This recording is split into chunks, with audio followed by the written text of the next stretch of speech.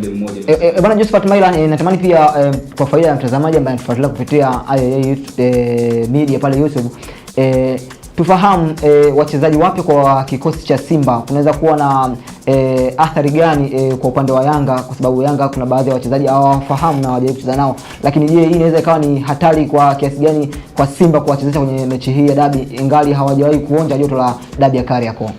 Unajua, kwa upande wa Simba, si ndio? Kwa upande wa Simba unaweza kusema kwa siku za hivi karibuni maingizo yao mapya yamekuwa na impact kubwa sana kwenye kikosi, si ndio? Unazungumzia kuanzia eneo la defense. Kibabage ameingia, tumeona kazi ambayo anaifanya kwenye overlap na kushuka chini, si ndio? Yeah. Lakini pia kwenye eneo la kiungo kwenye mechi mbili za hivi karibuni, nadhani mashabiki wengi sana wa Simba wamevutiwa na performance ya Ino Loemba, si ndio? Unajua Loemba alisajiliwa as number 10, lakini kutokana na mahitaji ya timu mwalimu kama kumtumia awe ana partner na Kagoma, si ndio? Kwa nini? Kwa sababu Loemba kama mmemtazama kwenye hizo mechi mbili, yani he's more energetic sana jamaa, anakimbia sana uwanjani, si ndio?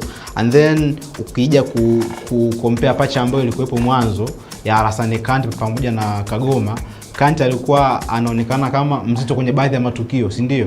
Lakini Loemba kwenye mechi za hivi karibuni ameonekana na pop up everywhere. Utamkuta pembeni, utamkuta katikati, utamkuta kulia kushoto timu ikiwa haina mpira, utamkuta kwenye hayo maeneo, si ndio? Kwa hiyo uwezo wake pia wa kuchezesha timu kuanzia chini, kupiga pasi fupi na ndefu, nadhani ndicho kitu ambacho kimemvutia mwalimu Steve Barker kuweza kumfanya yeye aweze kupartner na Yusuf Kagoma kwenye eneo la kiungo, si ndio? Lakini eneo la juu kuna hawa viungo washambuliaji watatu, kwa maana Kratos Chama, si ndio? Libasegwe upande wa kulia, lakini kushoto tuna Anisetoura, si ndio?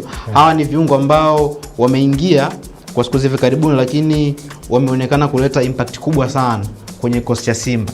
Utakumbuka Libasegwe ameingia disha dogo, si ndio? Lakini mpaka sasa hivi ana magoli 2 na alisababisha pia penalti, si ndio? Lakini ukimtazama jinsi ambavyo anacheza unaona kabisa ni mchezaji ambaye endapo ukimwachia tu space ana uwezo wa kukushambulia na akakudhuru.